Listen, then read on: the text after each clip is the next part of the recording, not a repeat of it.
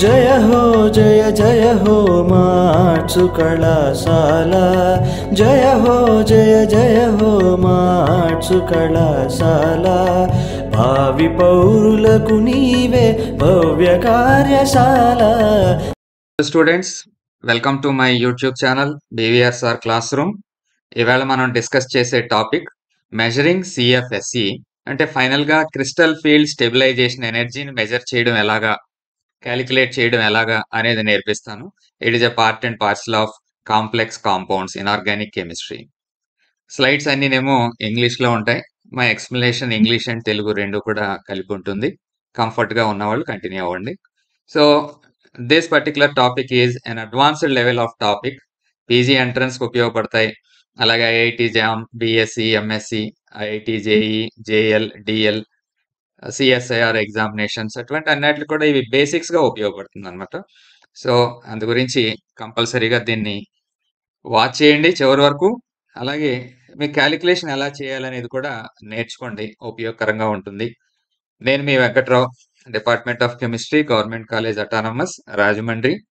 I'm author of several text books, chemistry text books. అలాగే చాలా YouTube channel run చేస్తున్నాను. అందులో హండ్రెడ్స్ ఆఫ్ ఈ కంటెంట్ అనేది, LMS కంటెంట్ అనేది జనరేట్ చేసి మీకోసం అప్లోడ్ చేస్తూ ఉన్నాను ఎప్పటికప్పుడు. మీరు ఆదరిస్తున్నారు. అలాగే ఈ పరిచయం ఏదైతే ఏర్పడిందో దీన్ని కంటిన్యూ చేద్దాం. సో ఆల్రెడీ చెప్పాను మీకు ఏం చేస్తాం ఇవాళ మనం topic calculating crystal field stabilisation energy, CFSE. అయితే ముందుగా crystal field splitting energy calculate చేసిన తర్వాత అప్పుడు క్రిస్టల్ ఫీల్డ్ స్టెబిలైజేషన్ ఎనర్జీ గురించి చూద్దాం. రెండు కూడా ఒకే అబ్రివేషన్ తో ఉంటాయి, CFSE. ఏం వరి అవ్వద్దు, ఒక మంచి ఎగ్జాంపుల్ తీసుకుని ఎలా సాల్వ్ చేయాలనేది మీకు నేర్పిస్తాను. First of all delta O ఎలా క్యాలిక్యులేట్ చేయాలో నేర్చుకుందాం. డెల్టా ఓ అంటే ఏంటి? Crystal field splitting in octahedral complex. అంటే lower lying T2G energy level కి higher lying EG energy level కి మధ్య ఉన్నటువంటి ఎనర్జీ గ్యాప్ ని మనం దేంతో సూచిస్తామని చెప్పుకున్నాం? డెల్టా ఓ. ఓ అంటే ఆక్టాహెడ్రల్. ముందుగా దీన్ని మెజర్ చేద్దాం. ఎలాగ? First the size of delta oh can be measured easily using UV visible spectroscopy, అంటే అల్ట్రావైలెట్ విజిబుల్ స్పెక్ట్రోఫోటోమీటర్ ఇలాంటి దాన్ని ఉపయోగించి ముందుగా డెల్టా ఓ క్యాలిక్యులేట్ చేద్దాం. సో ఈ పని చేయడానికి ఒక కంఫర్ట్ గా ఉన్నటువంటి కాంప్లెక్స్ అయాన్ని సెలెక్ట్ చేసుకుందాం. అది hexa aqua titanium 3 complex ion. So ఇది Ti H2O 6 times, overall charge of the complex is 3+.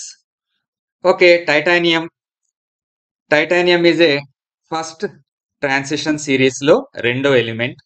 దీని యొక్క ఎలక్ట్రానిక్ కాన్ఫిగరేషన్ 3d2 4s2 గా ఉంటుంది.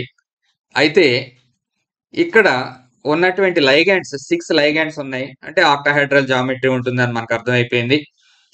6 లైగాండ్స్ లో కూడా ఇక్కడ ఇవి న్యూట్రల్ లైగాండ్స్ కాబట్టి ఓవరాల్ గా charge of the complex ion ఏదైతే ఉంటుందో అదే ఈ మెటల్ చార్జ్ కూడా అవుతుంది, లేదా ఆక్సిడేషన్ స్టేట్ కూడా అవుతుంది. అంటే ఆక్సిడేషన్ స్టేట్ ఆఫ్ టైటానియం ఎంత?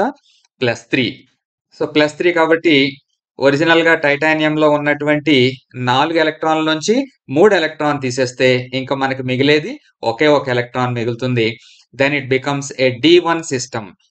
సో ఈ complex ion hexa aqua titanium 3+ complex ఏ టైప్ ఆఫ్ అయాన్ అవుతుంది? It is a D1 system అవుతుంది. ఓకే, ఈ D1 సిస్టమ్ లో గ్రౌండ్ స్టేట్ ఎలక్ట్రానిక్ కాన్ఫిగరేషన్ ఎలా ఉందో చూద్దాం. గ్రౌండ్ స్టేట్ లో ఆర్బిటాల్స్ ఏంటి? T2G సెట్ ఆఫ్ ఆర్బిటాల్స్, అంటే 3 ఆర్బిటాల్స్. DXY ఆ సెట్ తెలుసు కదా, T2G సెట్. ఈ పైన ఉన్నవేమో EG set, DX² - Y² and DZ². So ప్రిఫరెన్షియల్లీ ground state లో ఎలక్ట్రాన్ ఎందులో ఉంటుంది? T2G లో ఉంటుందా, EG లో ఉంటుందా? డెఫినెట్ గా T2G అంటే లోయర్ ఎనర్జీ లెవెల్లో ఉంటుంది. సో దీనికి మనం ఇప్పుడు ఎనర్జీ సప్లై చేసామనుకోండి, ఈ ఎలక్ట్రాన్ ఎనర్జీని గ్రహించి EG సెట్ లోకి వెళ్ళిపోతుంది. ఎక్సైటెడ్ స్టేట్ లో చూడండి ఎందులోకి వెళ్ళిందో.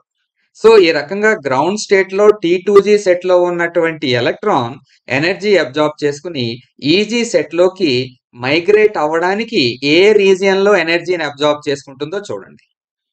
520 నానోమీటర్స్ రేంజ్ లో ఎనర్జీ అబ్జార్బ్ చేసుకుంటుంది అని చెప్పి మనకి యూవి విజిబుల్ స్పెక్ట్రోఫోటోమీటర్ ద్వారా తెలిసింది.